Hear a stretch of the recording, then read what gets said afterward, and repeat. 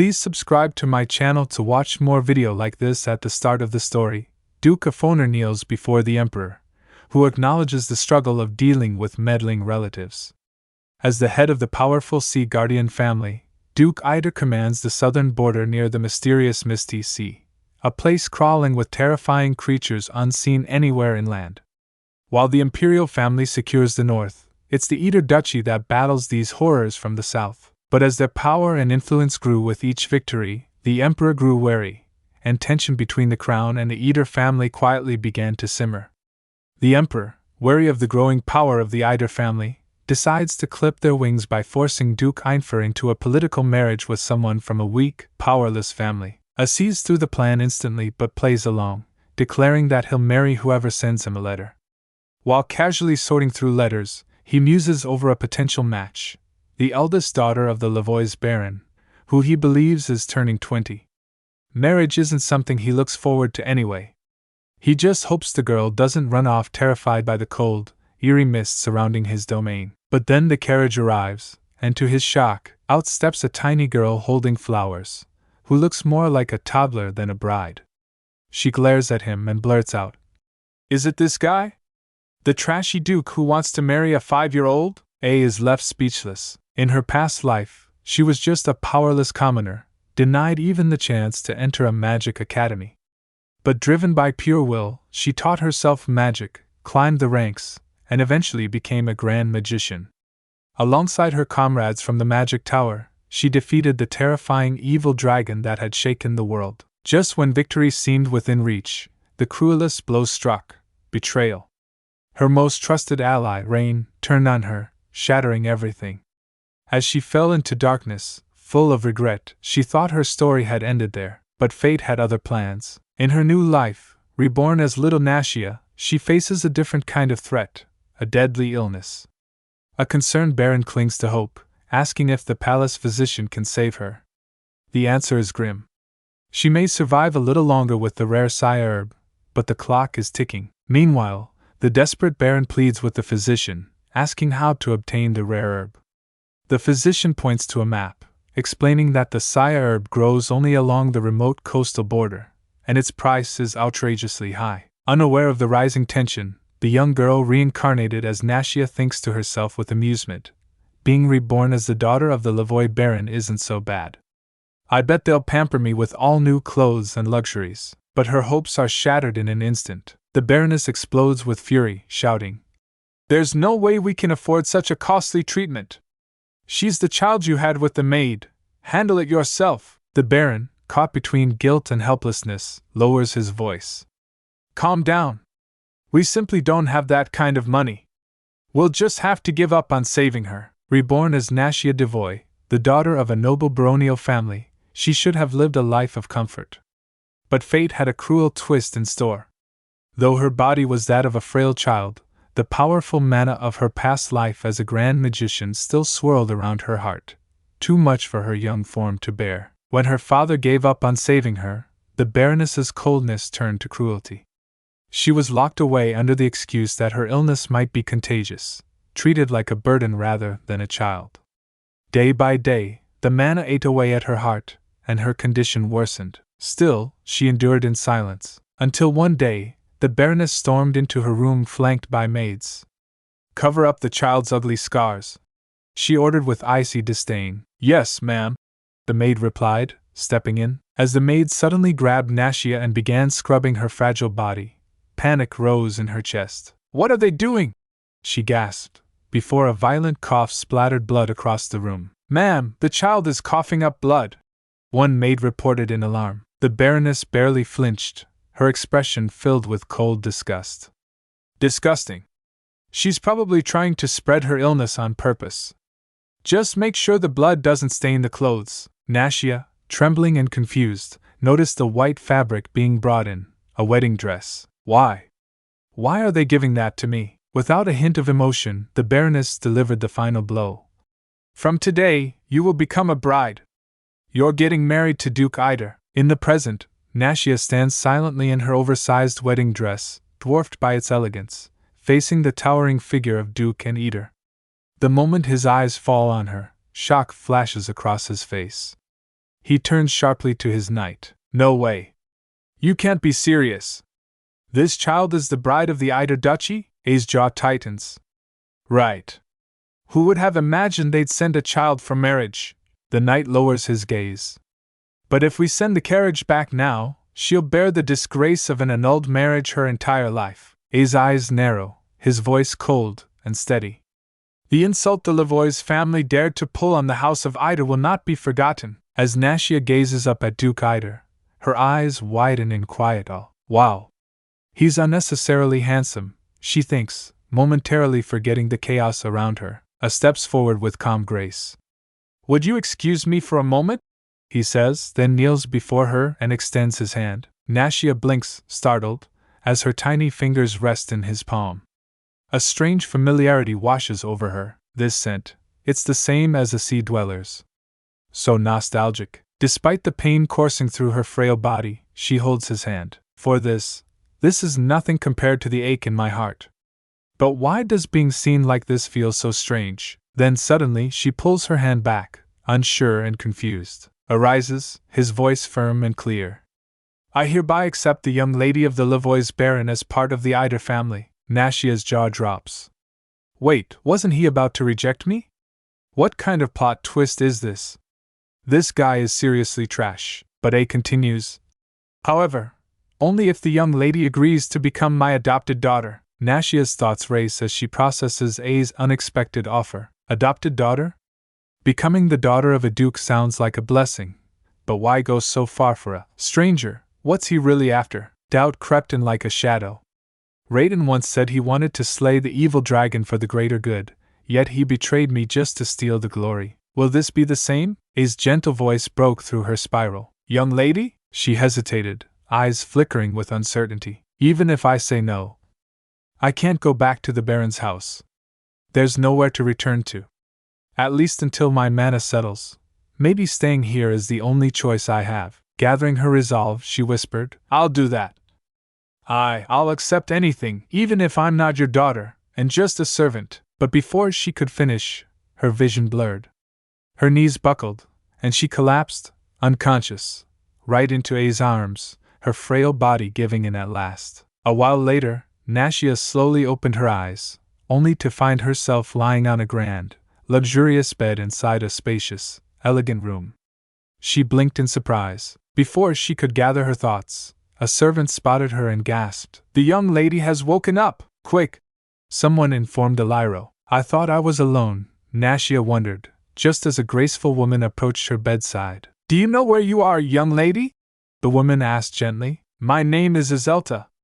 From now on, I'll be serving Lady Nashia. Nashia sat quietly.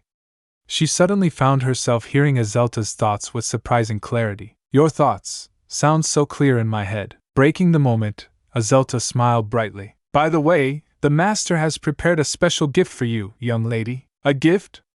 Nashia blinked, curious. Azelta eagerly revealed a large pink object from a box. It's this. The Duke chose it himself with so much care. Nashia's eyes widened in disbelief. Is that candy? Wait, like a shield? Just as confusion peaked, she panicked and stumbled to the floor, her cheeks burning with embarrassment. How embarrassing. I totally overreacted. Azelta rushed to her side, alarmed. Are you all right, young lady? The doctor will be here soon. A doctor? Nashia tensed. In my past life, doctors were always nagging me about my health. Don't tell me they'll scold me now for being scared of candy. No. This isn't about that. It's the mana. My weak body just can't handle it. If I can just calm down, maybe I'll be okay. Nashia took a deep breath, steadied herself, and stood up with a calm smile. I'm fine now, really. I'm okay. Azelta looked at her with concern, but before she could respond, a gentle knock came from the door. Please come in. Nashia called out politely. A well-dressed man stepped inside with a warm smile. It's a pleasure to meet you, young lady. I'm Deliro, the doctor. We'll begin the checkup. He suddenly froze mid-sentence, eyes locked on the oversized pink candy in Nashia's hands. What is that?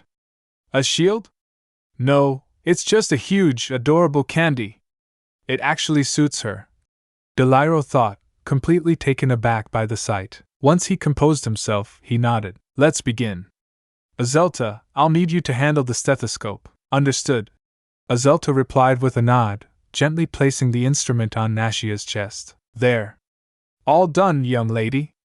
After all, noble girls aren't supposed to be examined directly by a male doctor. During the checkup, Deliro gently explained, the Lavoie's family didn't mention any major health issues, but it seems you were born with a slightly weaker constitution. Nashia nodded softly. Yes, that's true. Surprised, Deliro asked. You already knew? Did they ever provide proper treatment? His eyes softened. Don't worry. I'll make sure you get better. One day soon you'll be able to roam freely without feeling any pain. But Nashia smiled faintly and shook her head. They couldn't even sense the mana issue during the exam. There's no way they can fix it. That's not necessary, really. As long as I'm well enough to enjoy life a little, that's more than enough for me. Deliro looked at Nashia with concern, his voice filled with determination. Please don't give up, young lady. I, Deliro, will personally make sure you recover. If you feel even the slightest discomfort, you must tell me immediately.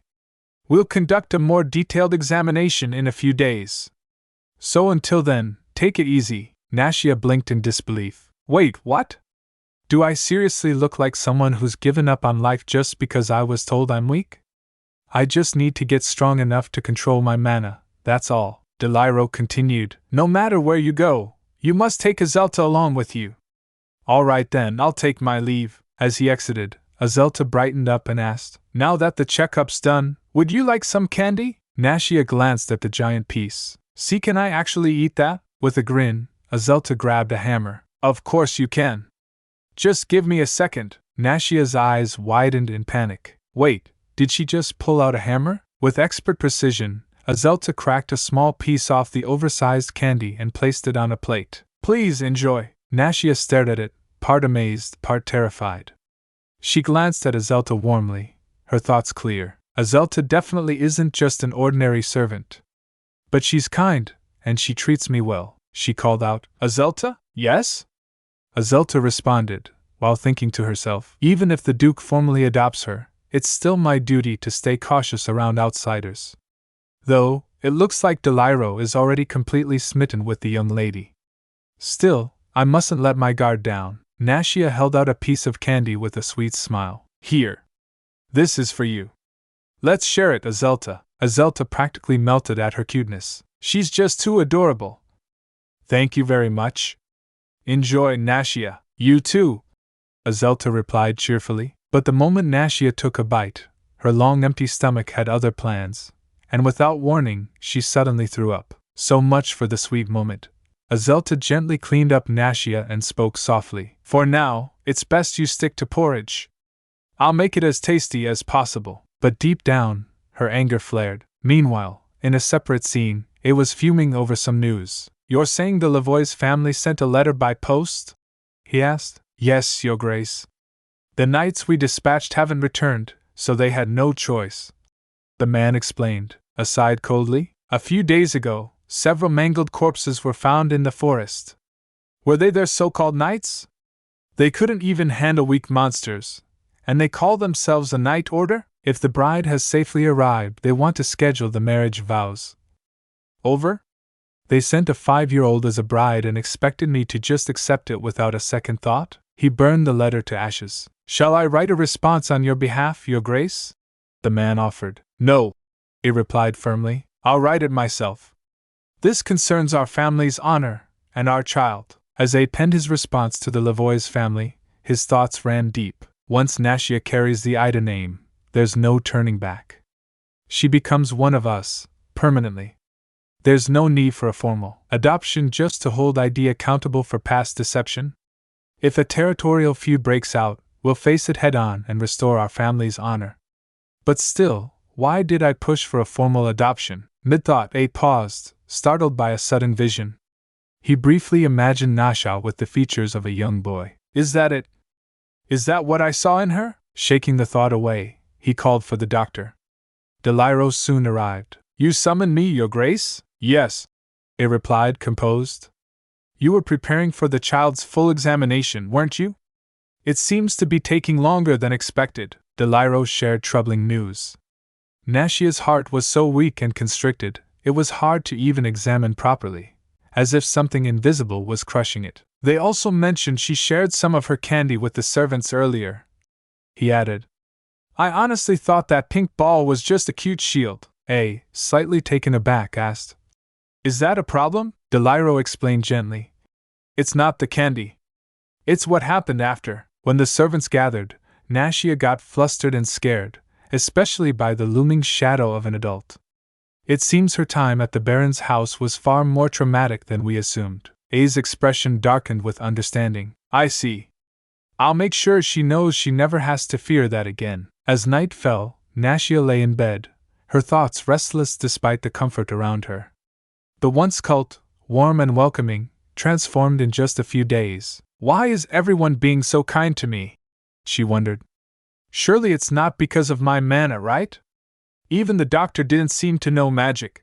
In her past life, Nashia wouldn't have minded if people approached her with hidden motives. She was always willing to help. But this time, she was determined not to repeat the same mistakes. I won't let this life end in betrayal and regret again. Though the people here seemed much better than those at the Baron's house, she couldn't drop her guard. Until I understand the Duke's true intentions, I won't trust anyone. Just then, a maid approached quietly. Are you awake, young lady? Half asleep, Nashia mumbled.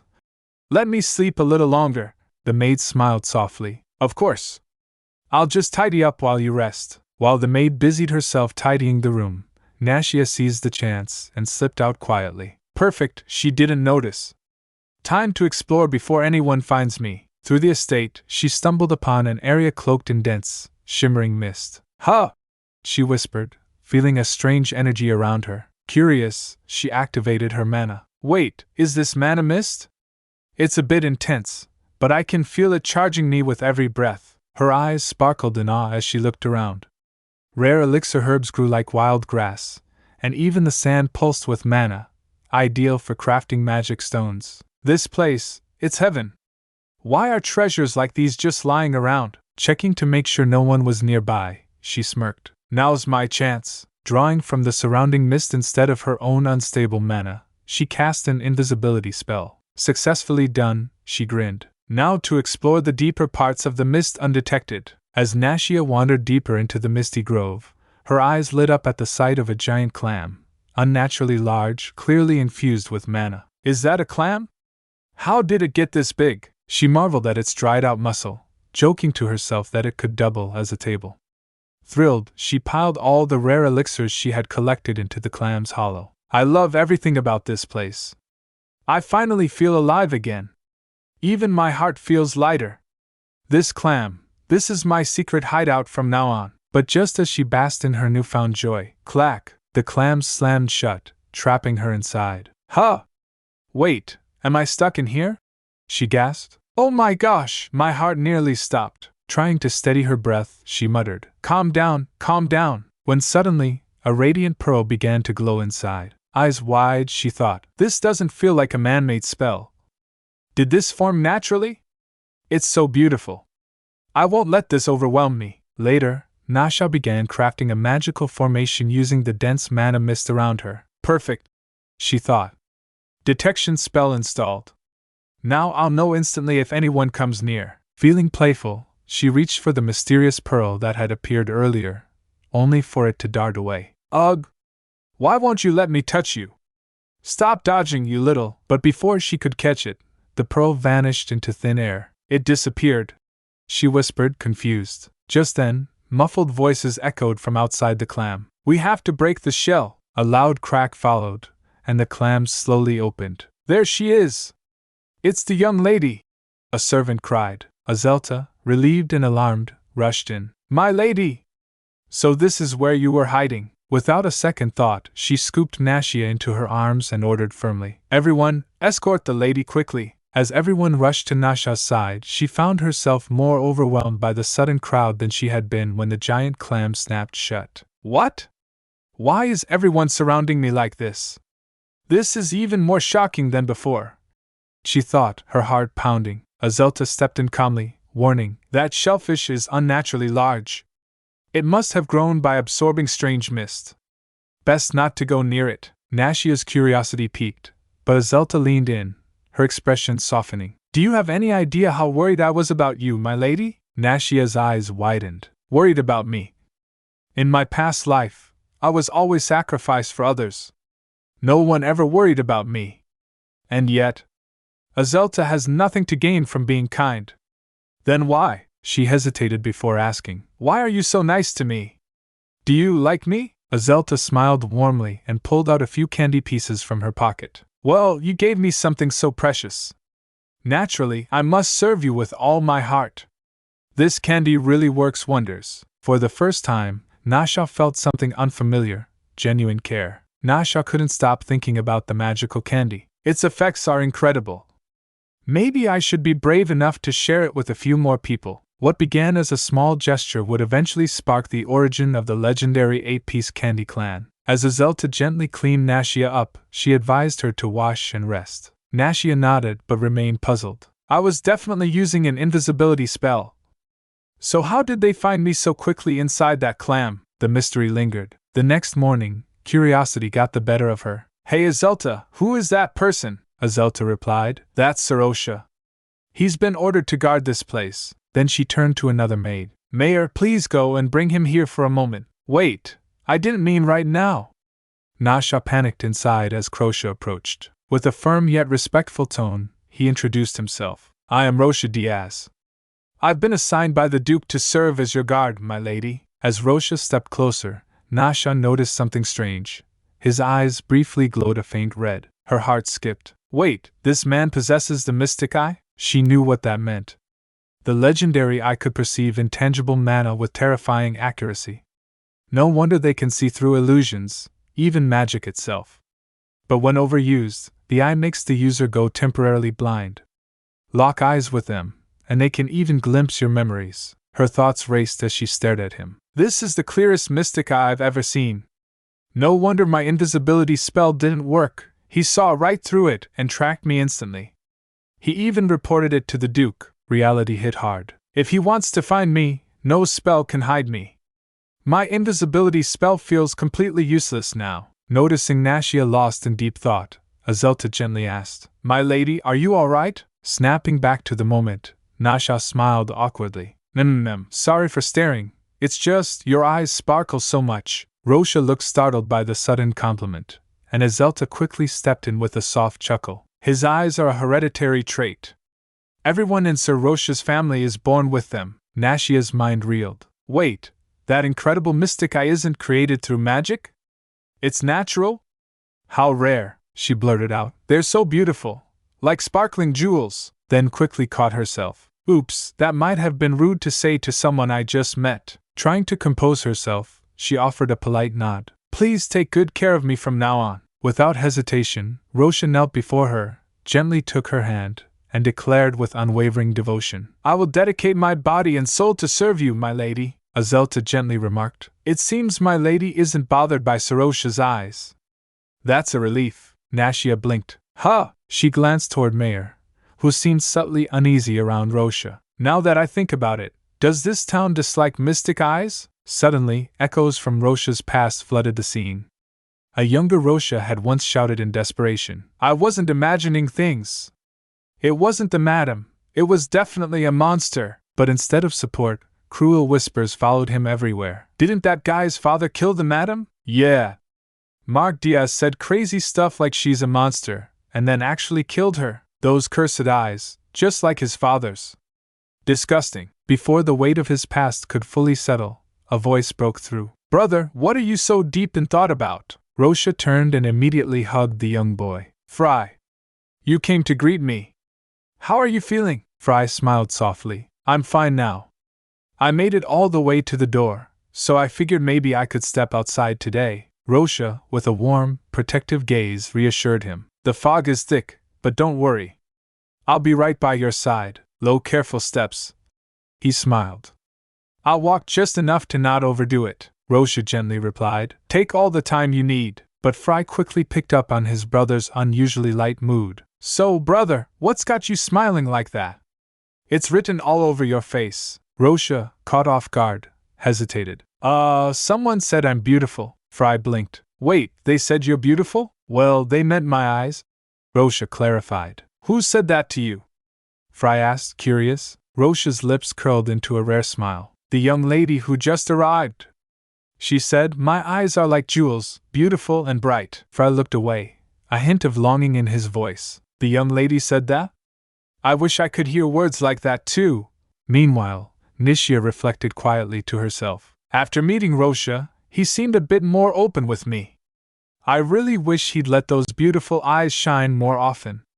Grass, even the sand, everything here feels like a layered secret waiting to be uncovered. Her thoughts flickered back to the magical shell incident. Someone broke through it with sheer power.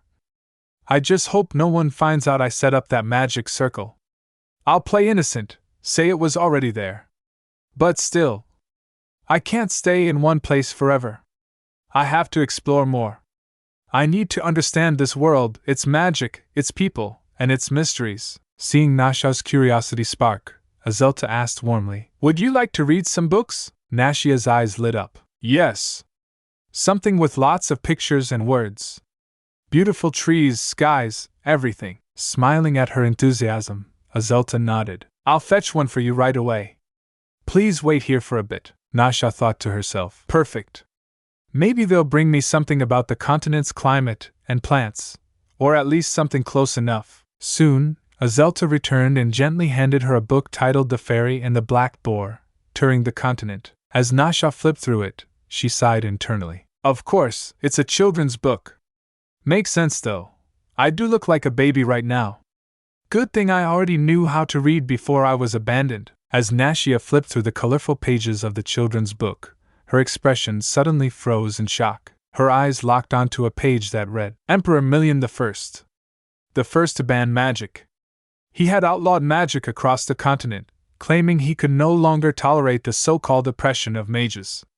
The Empire now hunted down anyone caught using it, even those practicing in secret.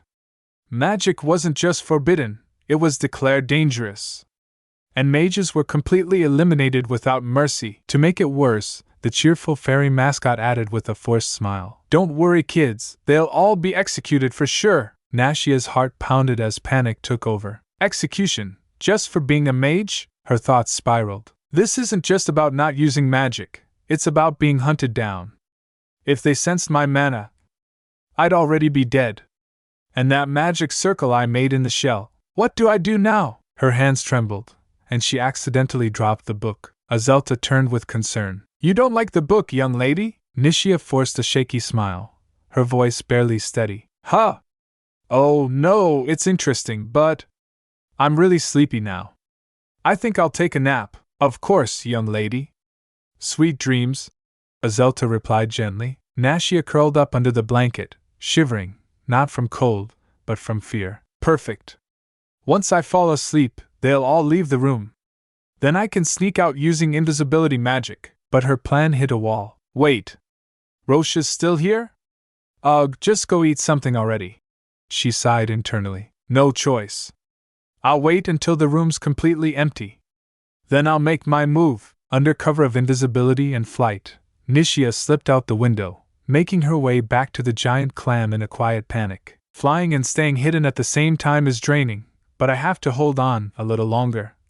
She thought, determination pushing her forward. I need to erase the magic circle before someone finds it, or figure out who already has. But as soon as she peeked inside the clam, her breath caught. Standing there was none other than Duke Heir. What? She froze in shock. Why is he here, inside the clam? Silently stared at the traces of magic, lost in thought. Nasha was found near the Sea of Mist. Why did she return? What drew her back here? I didn't ask earlier, afraid she'd take it the wrong way. Like I was interrogating her. So, I came here myself. See, that haunted my childhood. His gaze darkened as old memories resurfaced. That day, my brother, who usually despised me, smiled for once and said, The sword you wanted is hidden inside that shell. The knights and servants laughed it off, but I never truly understood what he meant. As young Ace stepped into the giant clam, the shell slammed shut behind him, trapping him inside. He stood still, memories crashing over him. So this is why my brother sent me here. Why the knights and servants laughed. They didn't care if I survived. I was just a joke to them. Thankfully, the mist hadn't thickened yet, otherwise, that child, Nashia, could have been in danger too. Meanwhile, Nashia, still cloaked in invisibility, had climbed into the shell after him. Her heart skipped a beat. Wait, did our eyes just meet? No, there's no way. She crept closer, stunned. Is he actually seeing me? Even with invisibility magic active? In my past life, only the most elite swordsman could barely sense invisibility as faint air ripples. But this man, he sees me. A calmly turned, locking eyes exactly where she stood. Nashia, a cold sweat ran down her back. He even knows it's me. What kind of skill level is that? Is this your space? He asked, his tone unreadable. And no, it's not, she stammered, quickly dropping the invisibility spell. Then why did you bring sand here?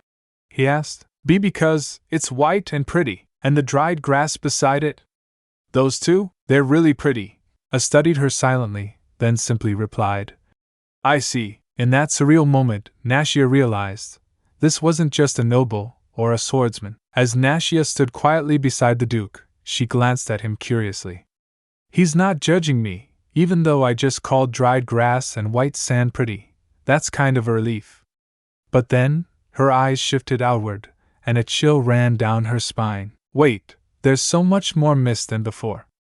I can't even see what's beyond it anymore. Dwayne's voice broke the silence, calm yet ominous. Soon, this mist will swallow the entire mansion. And with it, the monsters from beyond the sea will come swarming in. Nashia froze. Sea monsters aren't like the ones on land, he continued. They're intelligent and manipulative. They'll take the form of someone you trust most before you even realize you're in danger. He turned away slightly. Because of that, I won't be able to come here often.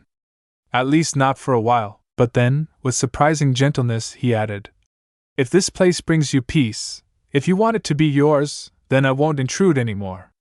I'll stay away. A small, silent weight pressed on Nashia's heart.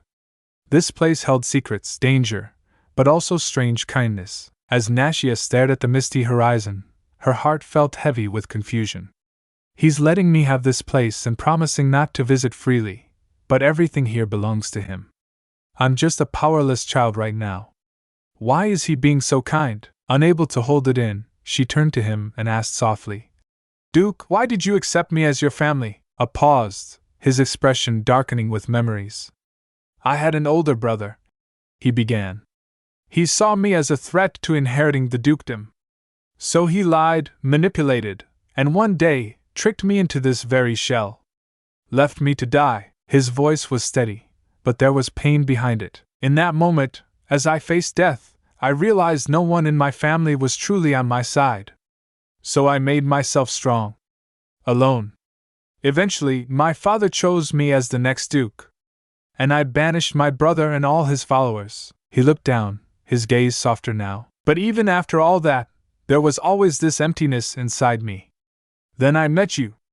Someone who strangely reminded me of myself.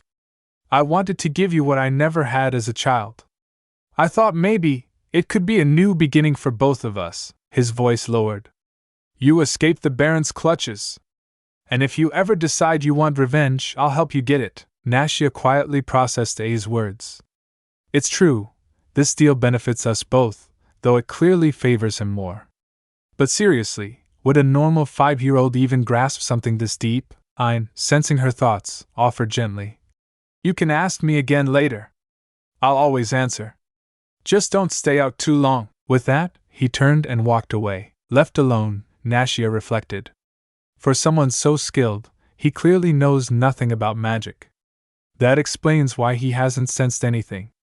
This world truly forbids magic. Yet, for the first time since arriving here, I feel strangely at peace. Later, Sir Lodia gently scooped her up and carried her back to the palace. Nashia blinked in surprise. When did it become so natural to lean on him like this? The comfort is just too good. And I mean, those eyes are a bonus. Lodia, ever composed, looked down at her with concern. My lady, your health isn't fully restored yet. Please don't push yourself. And if you must sneak out by climbing trees, just call me next time. With a mischievous grin, Nashia teased. So are you going to help me every time? Just don't tell anyone I'm sneaking out. Lodia flinched slightly, his composed face showing a rare crack. It's just a child's bluff, Nashia thought. But wow, that clear gaze of his really packs a punch. He hesitated, then replied, I'll report to the Duke. No, only after you return from your outing. Nashia let out a playful laugh. That's not sneaking out anymore, Lodia countered smoothly. But I can keep it a secret from others. Like Deliro, for example. That caught her attention. Now this is getting interesting. Grinning, Nashia extended her pinky. All right. Deal! With the utmost formality, Lodia leaned forward and gently touched her pinky with his forehead. This is a knight's oath. We never break our promises, Nashia beamed. Okay, but her moment of triumph was short-lived. Turns out, that outing was already reported to Deliro, she sighed internally. And yes, I got scolded. But honestly, compared to the lectures I endured in my past life, this felt almost adorable. As they walked with his aide, he made a curious request. I want to make a doll. If possible, a hedgehog design would be nice. Bring me a few sketches. I'll choose myself. The aide blinked, a bit confused. A hedgehog?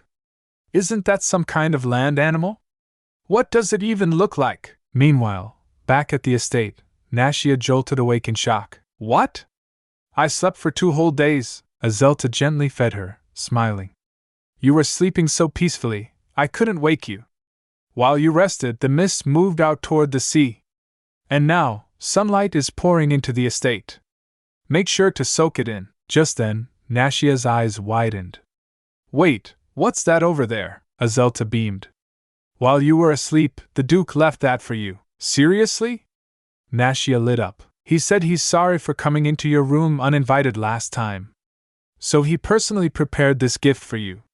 Picked everything himself. Stunned, Nashia looked at the tray Azelta brought over, a small glass bottle, delicate herbs, and tiny seashells, each one carefully selected. How is it? Do you like it? Elta asked warmly. Nashia couldn't stop smiling. Yes, I absolutely love it. For the first time in a long while, her heart felt truly touched. Nashia's heart was already full just from the Duke's apology. But now, with a thoughtful gift in her hands, she felt overwhelmed. This is more than enough, she thought gratefully. Noticing her deep in thought, Elta asked curiously, What are you thinking about, young lady? Just a moment, Elta. Nashia replied as she carefully set the items from the tray onto the table, her eyes gleaming with inspiration. Elta's lips curled into a knowing smile.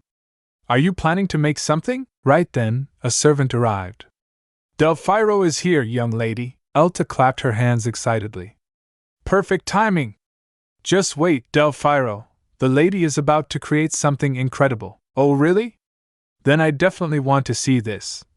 Delphiro replied eagerly. With quiet focus, Nashia worked her magic, literally and creatively, and soon unveiled a delicate necklace strung with enchanted thread and tiny mystical seashells. It shimmered subtly in the light. Done!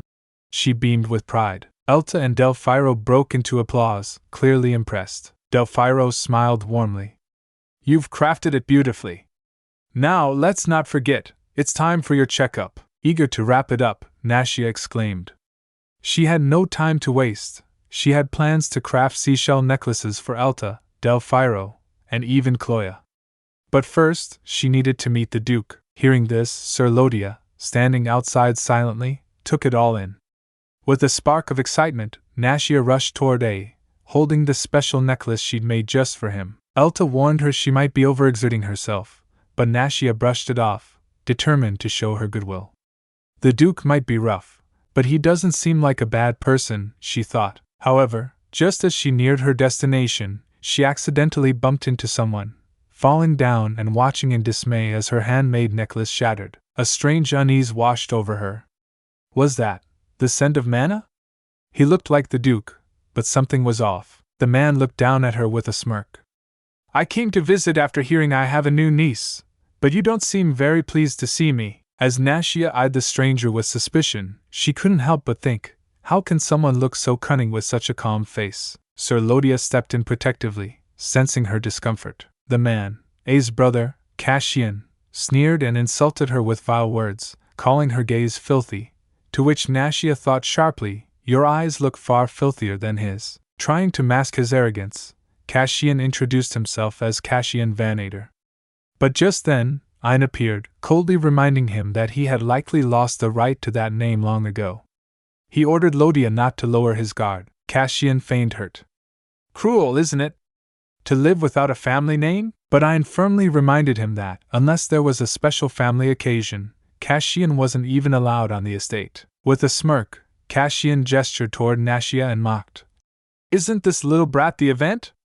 Reborn from a humble baron's daughter to the duke's precious girl." His words reeked of envy and disdain. Clearly, old wounds were far from healed. Cassian arrogantly crushed the delicate seashell from Nashia's handmade necklace meant for A, mocking the estate's upkeep and pretending concern for Nashia's loneliness. "I thought, as your uncle, I could keep her company," he said smugly, but Nashia wasn't having it. With quiet confidence, she replied, "Actually, I have plenty of friends." When Cassian scoffed and asked where, she proudly gestured to Sir Lodia, Elta, and Dr. Delphiro. Cassian cruelly dismissed them as unworthy, claiming she was too young to understand who was worth associating with. But Nashia clapped back, fire in her words. "Thanks for your self-introduction." Turning his insult right back at him, then head held high, she marched off, calling out, "Let's go, friends," leaving Cassian frozen, stunned by her boldness and wit. Furious, Ein grabbed Cassian by the collar and snapped, warning him that exiles like him were only allowed to stay for 24 hours during special events. Cassian, half smirking, reflected on Nashia's sharp retort, realizing with a bitter chuckle that she had called him out perfectly, even at just 5 years old. "Self-introduction, huh?" he muttered, recognizing himself as the unworthy one. Meanwhile, back in her room, Nashia was fuming.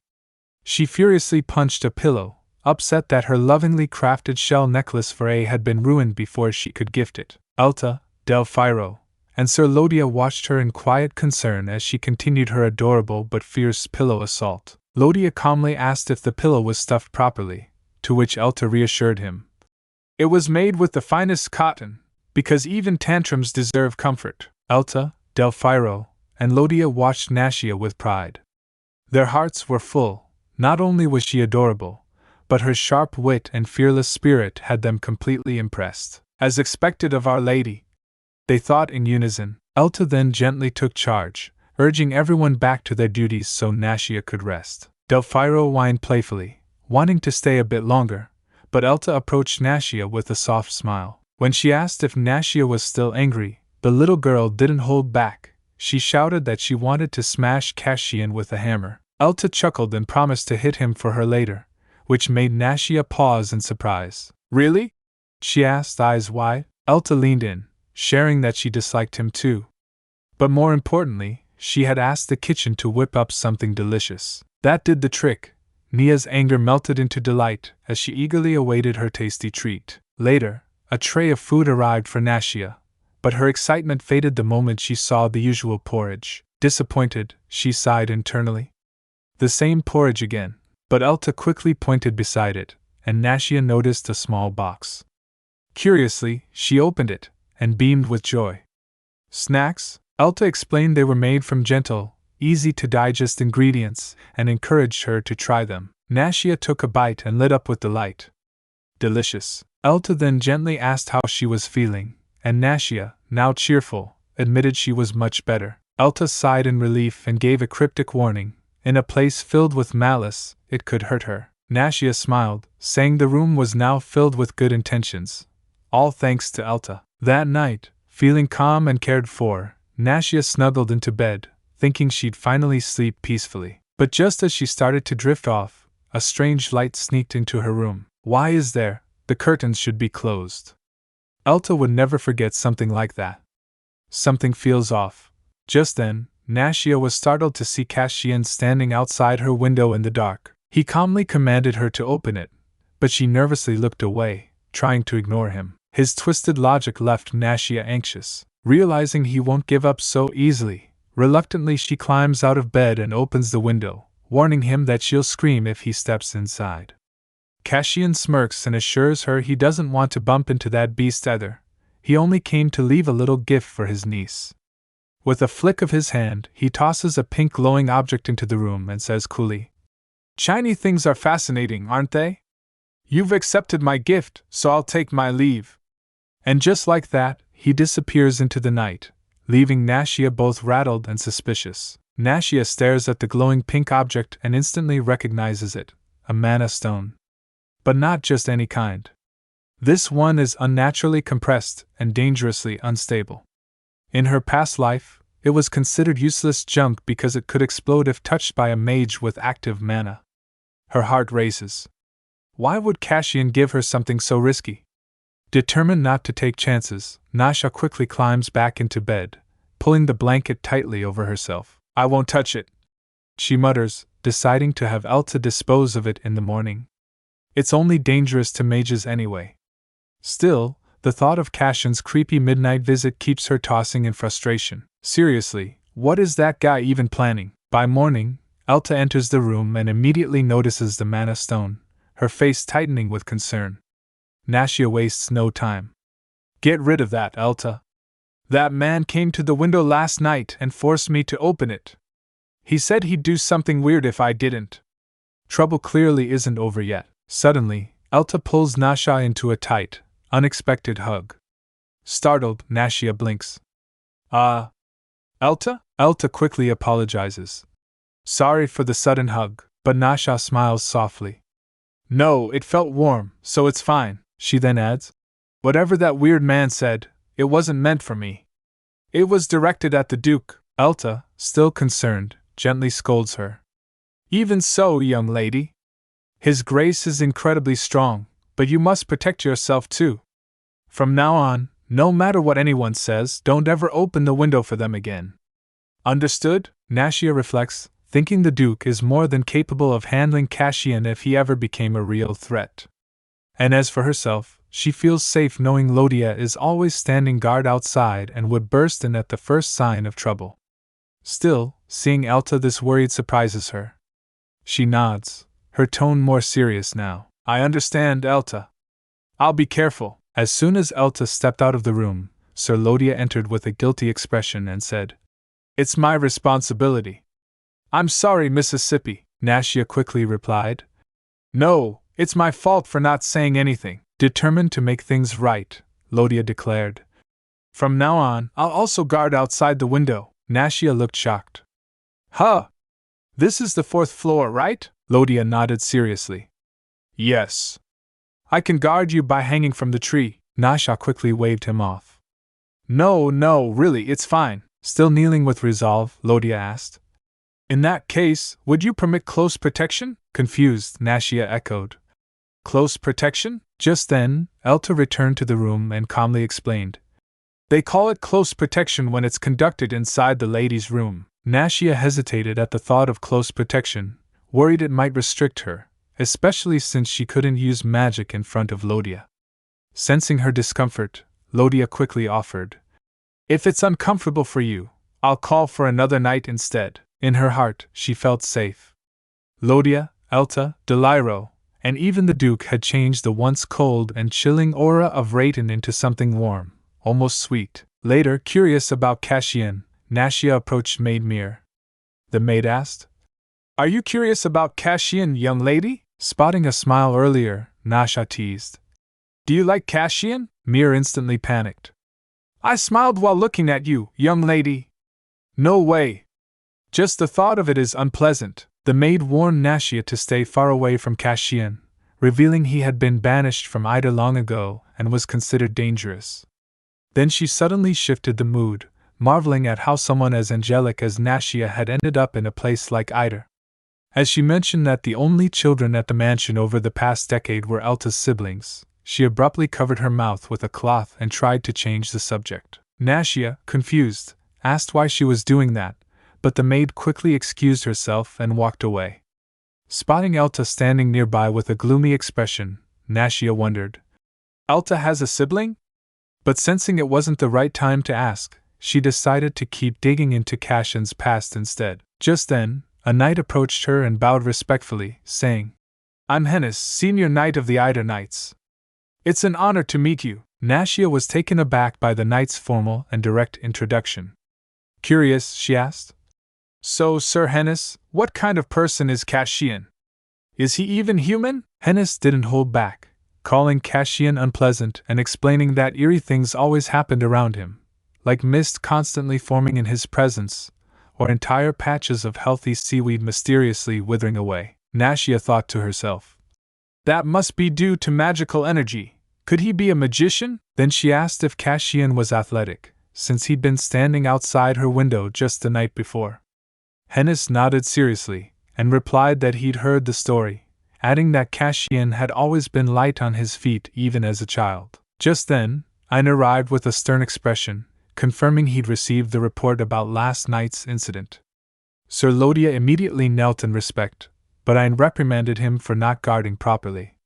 Before he could say more, Nasha quickly stepped in to defend Lodia, explaining that Cassian had entered through the window.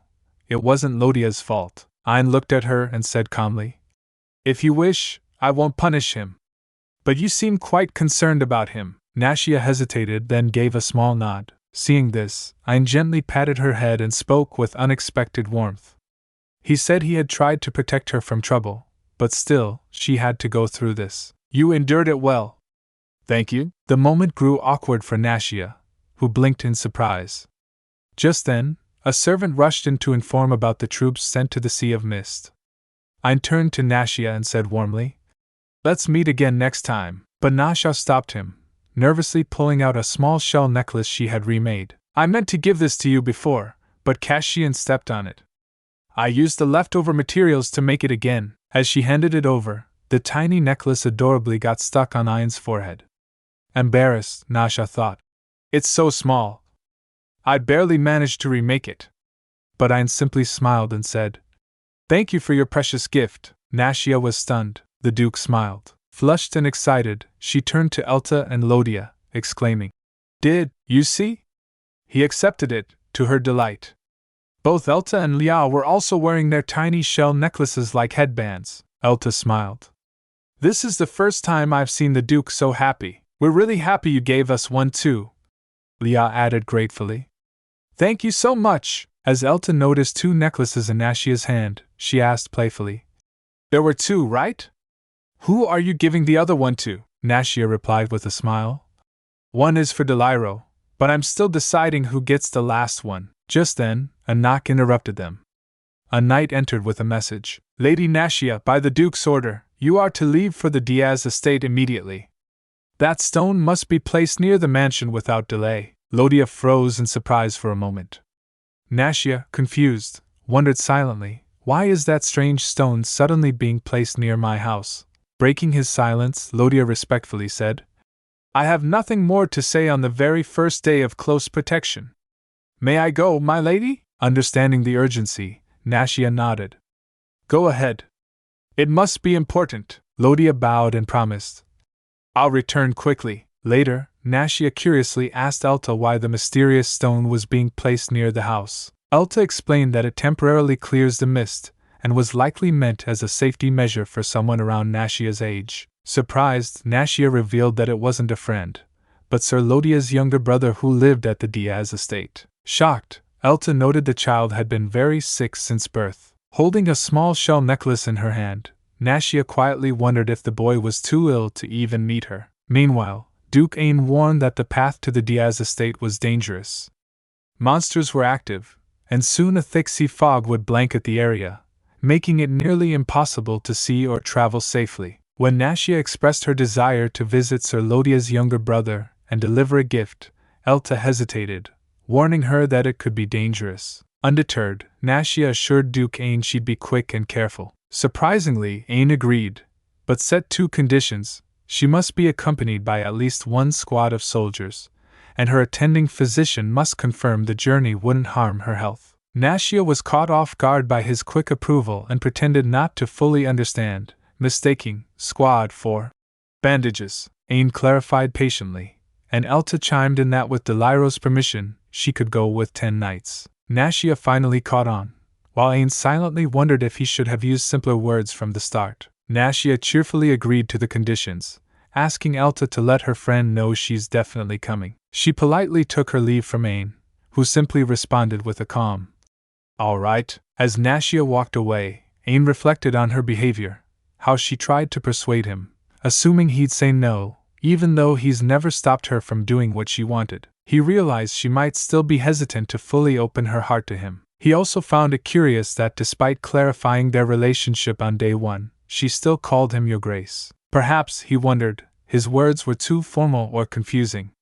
With a sigh, he considered rephrasing things more simply next time. Dr. Deliro checked on Nashia, concerned about her unstable heartbeat and low stamina. Eager to go on her journey, Nashia playfully put her hand over his mouth, insisting she's healthy. When that didn't work, she slyly offered him a shell necklace as a bribe, whispering that she'd grant him a wish if he declared her fit. Deliro accepted the necklace but stayed firm, warning her not to expect a changed opinion. Still, Nashia pleaded enthusiastically, and eventually Deliro agreed to write the statement, though with a stern reminder not to fake being well. Nashia cheered, telling him to write it properly. Suddenly, Nashia felt uneasy, swaying slightly as Deliro rushed to her side in worry. She quickly masked her discomfort with a bright smile, insisting she was just overwhelmed with happiness. But deep down, Deliro knew the truth.